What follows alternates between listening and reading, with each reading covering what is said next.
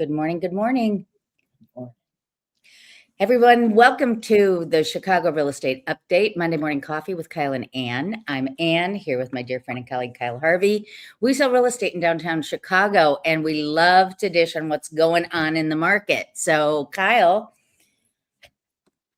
happy you've got an on your minds thing to talk about today, some good news to share. We're also going to talk about what's happening with the statistics and update, and then we're going to talk about Lincoln Park in detail, what's really happening with Lincoln Park. Yes. So, and are you ready to go to stats? I didn't do a whole stats thing. I have to warn you. I love your stats, no matter what you do. Never downplay the stats. I learn. Let's go. Oh, that's nice. Okay, well, so let me intro everybody. Usually I go through like how many closed, how many are under contract, that kind of thing. And I did that last week for the first quarter of the year. So I'm not going to do that today. Everybody knows, Kyle, there's no inventory. Sales are down because there's no inventory in both condos, co-ops attached, as well as single family homes. So knowing all that, yes, we're going to do just a quick look at some neighborhoods and prices. And let me get rid of our names. You could make wallpaper out of that. Right? I know. Okay, so this is, believe it or not, this is sales of single family homes by neighborhood. The blue at the top, the blue line is the near north side, which is Gold Coast, River North, Streeterville. The red line is Lincoln Park. Then you've got the near south side and West Town in orange. And because both of the near north and the near south have very few single family homes, you see this weird up and down thing. So I should have done a slide without those two, but here's the curious thing. If you look at the blue line, that's near north, they've only seen a 4% appreciation in 10 years on single family homes. But I think that's because some new construction, single family, has been built a little west, but still within the 8008 area. I think it's because you'll see low prices when properties that need to be rehabbed sell, right? And it's just, I mean, do you have any more thoughts on that? I do. So the houses that you're talking about generally in 8008 that are like that are either the fancy, relatively fancy, expensive houses in River North, the area around Superior, and there are a bunch of very expensive houses there. But there's also,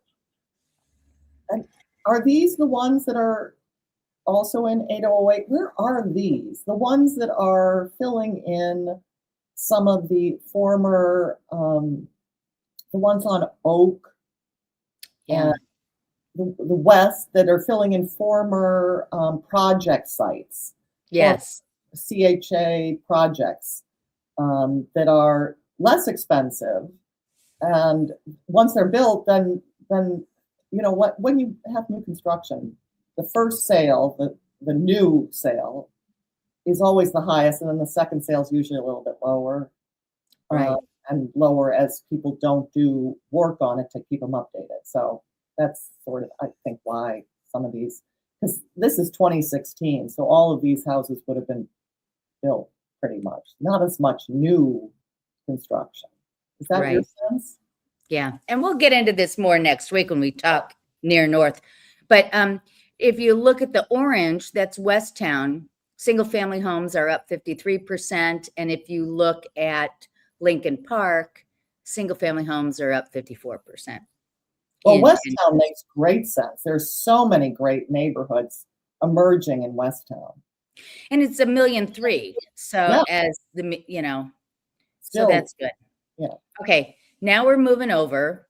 Lakeview is up 63% at $1,850,000 median sales price. North Center's following at $1.7 million. It's only up 15%, which I This said, no, excuse me, 15% in 1 year, Yes, 38% in 10 years. yes. And then check out Uptown. Well, you and I Wow. were talking about Uptown condos before going on air. Single family homes in Uptown up 81% to Wow. a median sales price of $1.3 million. Well, don't you think everybody's leaving Lakeview when they can't find anything reasonable? They're just moving up a neighborhood. Yes. Buena Park's in Uptown, right? Yeah, And that's got that's hot, hot, hot. hot, hot, hot. And older houses, but big lots and yards Yeah. and right by the lake, near Right. transportation, really good properties. Right. For those of you who aren't exactly sure of the location, think of Irving Park to like Montrose and east of Broadway. So that's, right at the lake, old, beautiful homes. And then there's some other homes in Uptown as well. There's some new construction, beautiful new single families. So Uptown's, it's doing it. And then Logan Square. Finally doing it. Yeah. Yeah, exactly. Yeah. Logan No, Square up 74%. It's not a slouchy neighborhood either. Median sales price of 1,150. So it's still approachable price wise. So, but all that's right. So let's move over. Now we're going to talk attached condos, co-ops, townhomes. And in this slide, our leader of the pack is Lincoln Park. It is median sales price of $745 for a condo, which is insane in my book. That's up 50% in 10 years. So it's appreciated as much as single family homes. You know how people used to say, oh, it's not worth it to buy a condo. They don't hold their value. I beg to differ. I think some of Lincoln Park's boost in condo prices is some of the very high end Yes. buildings. And we'll get into that in a minute, but yeah, that's definitely right. There's real investment in high end multi-million dollar condos. Yeah, absolutely right. Hmm. So Westtown. Woo! Yeah, 635 median sales price up 48%. Near North up 13%. And that's in large part because of the studios and one bedrooms on the near north side. And then the Loop is up 1.9% to 4075. All right. Last slide. This is the northern neighborhoods. North Center condos up 60%. Logan Square condos up 69% with a median sales price of $657. Wow. How about that? Wow. Lakeview 530 up 12%. No, 12% in 1 year, 47% in 10 years. And Uptown is now 364.5, which is up 52%. So wait, going back to North Center, are these townhouses mainly? I don't see so many condos in my vision of North Center, but I guess there are. There are, and they're doing a lot of that new construction with the 3-unit building with the expensive duplex and the expensive third floor, 2-story with the roof deck. Got it. Yes. So that's what's driving it. And then you've got people who want to be in those school districts of Coonley, Bell, Hamilton, whatever, and they can't afford a single family home, so they go into these 3 and 4 bedroom condos at higher prices. Yeah. That's also happening in Lincoln Park for Lincoln. Yeah. Yes. Yeah. All right. Do you have what's on your mind? You want me to bring that up? Sure. Fun. Just what's on our minds this morning. So these stories caught my attention this week. Winnetka is considering an Airbnb ban. Very interesting. Verbo Airbnb. Short-term. There was a realtor in the Real Masters. The Roger Brown house on Halstead in Lincoln Park sold to a rehabber. And the Michael Jordan estate in Highland Park is one of the very, very sad real estate stories. Oh, no. Oh, no. I can't wait to hear. It's so Ah, good. It's so good. Okay, so Winnetka is leery of girls and guys gone wild parties. okay. So currently, their zoning in Winnetka, one of the Tony suburbs on the North Shore of Chicago, does not allow short-term rentals as an allowed use, but it's not really explicit. Partially because people want to be able to rent to their families, they want to be able to rent to their friends. When when somebody's having their house redone, they want to be able to lend a house, do Yeah. these kinds of things. So they don't want to really curb short-term rentals, but technically, current zoning laws say no. But despite this, this ban on short-term this zoning ban on short-term rentals, properties are starting to show up on Airbnb, and homeowners are getting concerned about these parties that have happened. They happened more during COVID, but they're still happening where people rent a house, have their big party, and leave. So at a recent meeting earlier this month, village trustees supported saying no to any stay shorter than 60 days with with exemptions for friends and family and the needs of existing residents. And the needs of existing residents is code for I need a place to crash while my house is being redone. Yeah.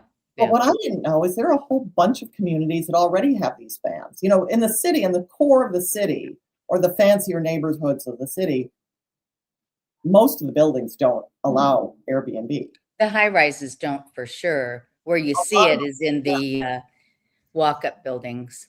Some do, some are saying no to that too. Right. But Barrington, Northfield, Hanover Park, and Lincolnshire. Recently, Skokie and Arlington Heights. Apparently, Skokie was having a problem with them. But Glen Ellen's ban is being challenged in court by an Airbnb operator. So more information coming. So these communities are claiming that there's noise and nuisance complaints. And though this is true, the potential to drive up housing costs, because if investors buy party houses and decide to make them effectively a venue for parties, then that's going to raise the value of those houses and drive out, Right, because people buy them based on an income. Yeah. As opposed to, wow. Interesting. I have a feeling Winnetka is going to do that. They haven't yet, but they're considering it. Brandon Holtz. This guy is he's a realtor in Bloomington Normal. And My hometown. Huh? My hometown. Your hometown. He won I'm looking here, the Mid-Amateur Championship in September. And because he won the Mid-Amateur Championship, he gets invited to the Masters and the US Open this year.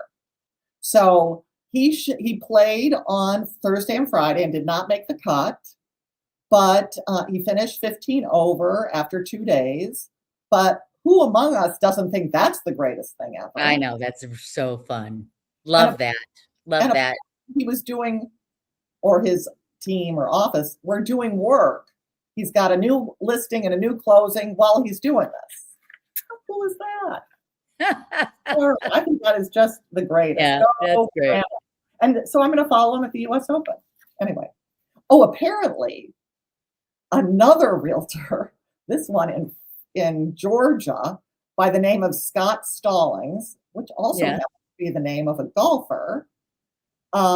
This Georgia realtor, Scott Stallings, is 60 years old and a casual golfer, but he got the invitation to the Masters that Scott by mistake? Professional was supposed to get. Oh, I love that. Go realtors. Okay. That's awesome. So this is the house on Halsted where Roger Brown, one of the Harry Who artists in the late 60s and 70s, lived in. I don't think he ever owned it. I think he lived there. And it Okay. was being sold by the Art Institute, which owned the property. So it's this house that looks, in Lincoln Park, any house is like, goes for more. This was Right. on the market for 1,175,000, and it went for over. And I'm going to show you a couple pictures.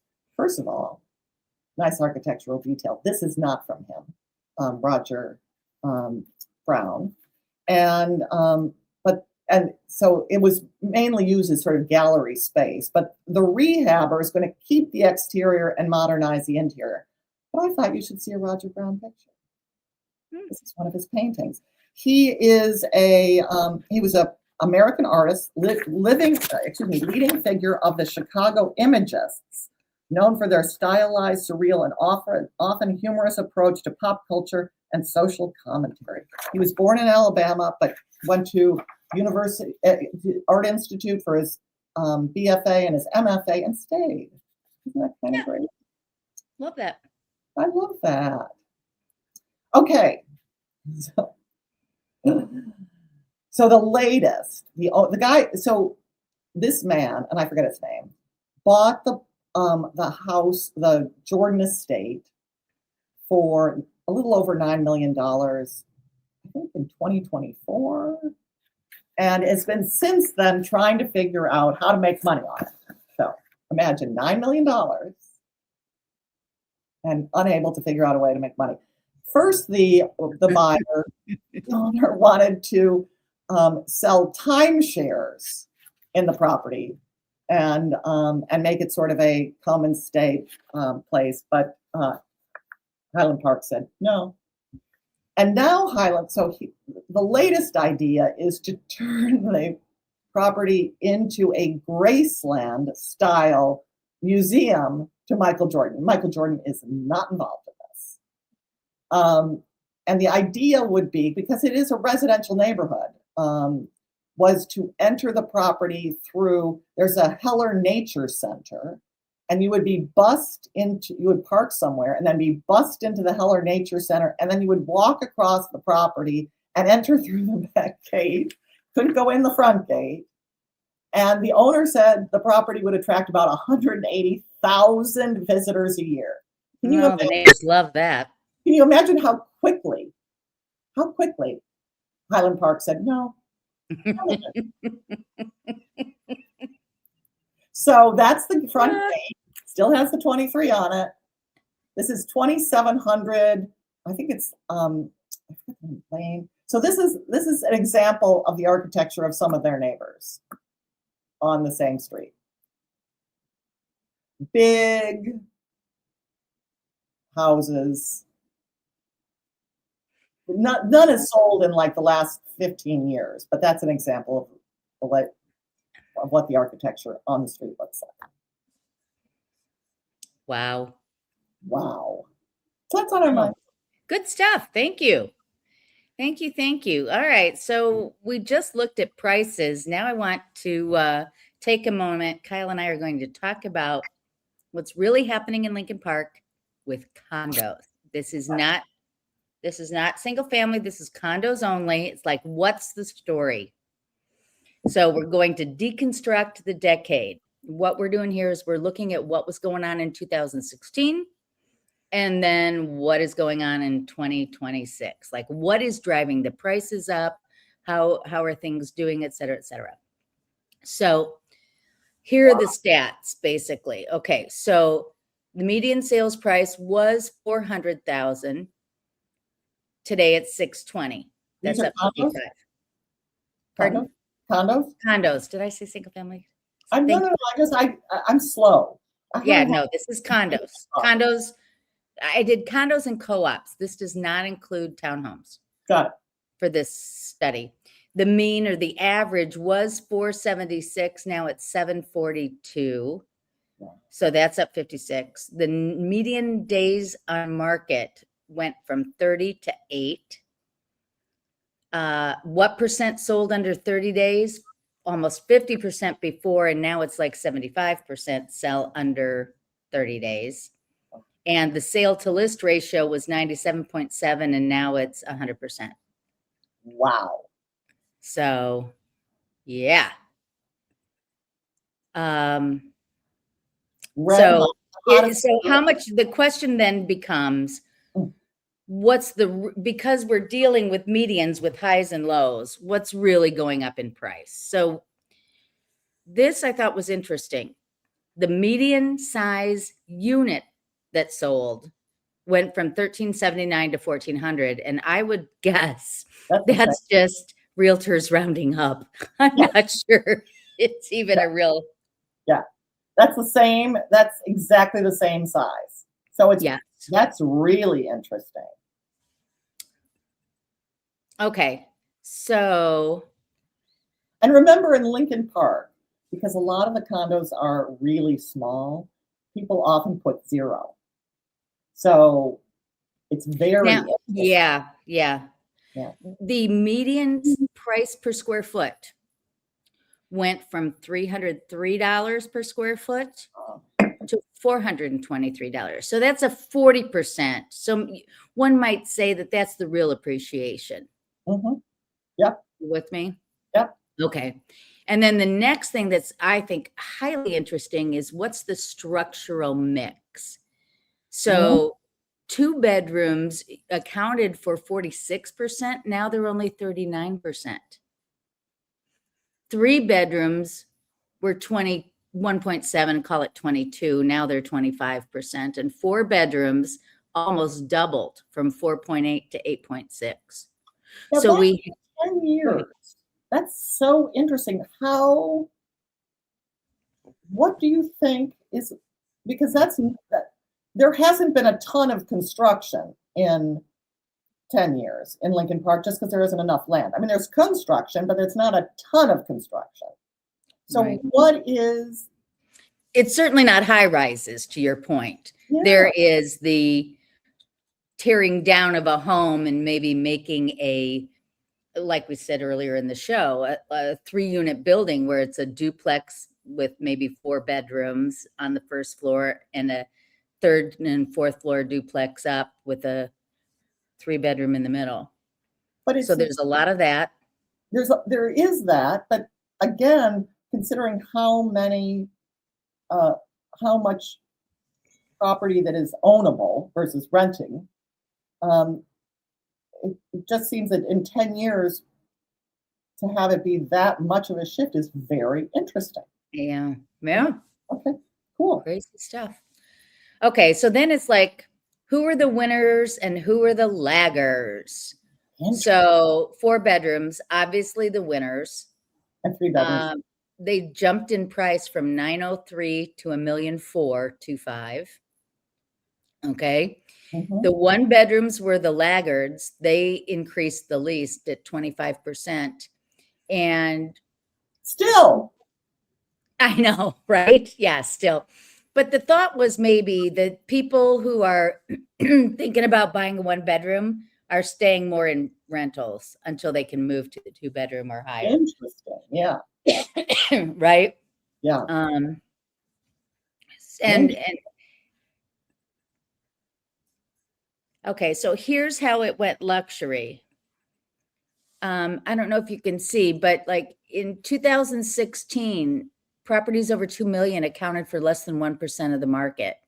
And then if you look at the blue below, those 2 bedrooms account for 3.3% of the market. Now, remember, folks, again, this is condos. This is not, like single family homes here. 1 million to 2 was 2.8. Now it's 16%. Wow. That is enormous, an enormous jump. 500 to 1 million was 29%. Now it's 35%. Yeah. So under 300,000, it was 30%. Now it's 15. Wow. So that just shows how the luxury market, it's just become luxury. Yeah. Now here I find this so fascinating. New construction. Like, because when we did this analysis, we looked at all the homes and we said, how old are they at the point that they sold, right? So did they sell as new construction? Did they sell as vintage? Got it. All right. Resale. Yeah. In 2016, the median price of new construction was 805. In 2026, the median sales price of new construction was $1,370,000. Wow. So these builders are building luxury. They are not building entry-level homes. There Well, were exactly 0 new construction one bedrooms. So think about it. I'm even trying to think. 2550 Lakeview. that was built well before. There Yeah. were bedrooms there, but it was built well before. Yeah. So there have been no high rises with one bedrooms. And if you're building one of these 3-unit walk-up buildings, that's not a one bedroom. So 0 one bedrooms. I would say Orchard, but I don't know that they built any one bedrooms in the condo. They built a lot of rental one bedrooms in the surrounding buildings, but no, I don't think they built any condo. Oh, you're thinking of the luxury building on Orchard? Yeah. Yeah. No, there were no one bedrooms there. There are any one bedrooms in there. Yeah. Interesting. All right. So the market just stopped negotiating. It was 97, almost 98% of list price is the average sale to list price or list to sale price. But now everything's over 100%. And they're getting more. They're showing on this chart like how many are even over list price. It's just ridiculous. So negotiations, not really even a factor. And then the days on market is the huge difference. We went from 30 days to 8 days. And Can we go back to the previous slide? oh, of course we can. So one of the things that I think is actually helping the sale to list ratio be so high,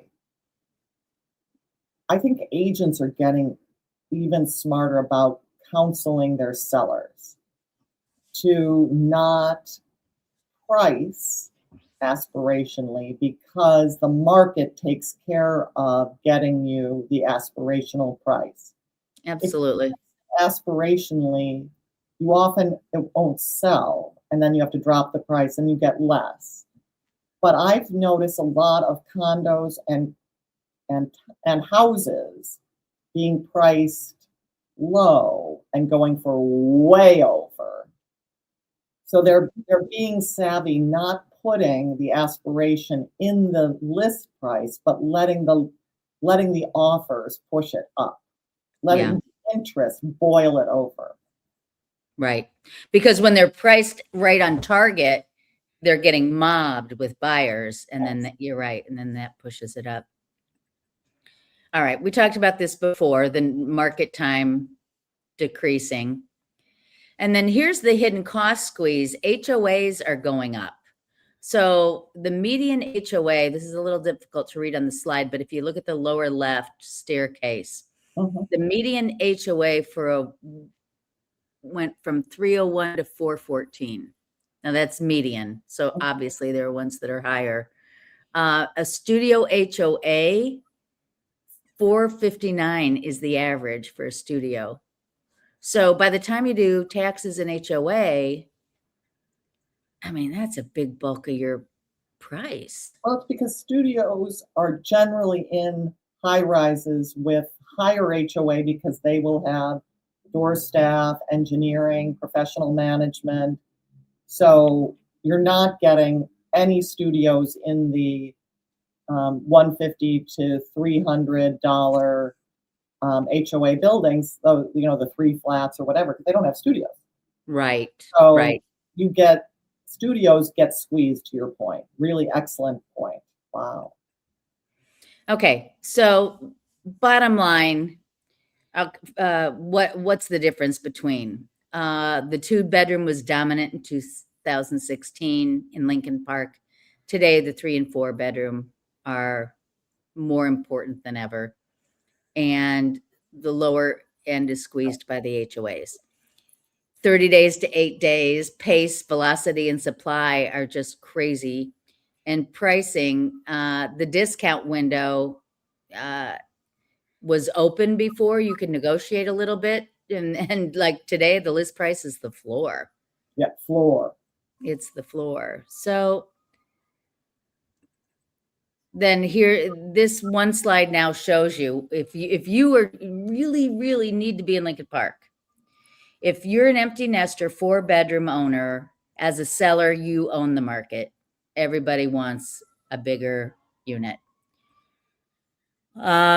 If you are a luxury buyer competing for an exploding but fiercely competitive 1 million plus tier, you got to move fast, and list price is the floor is what you need to know if you're looking to buy. Now, if you're a 1-bedroom owner, don't rely on aggressive short-term appreciation.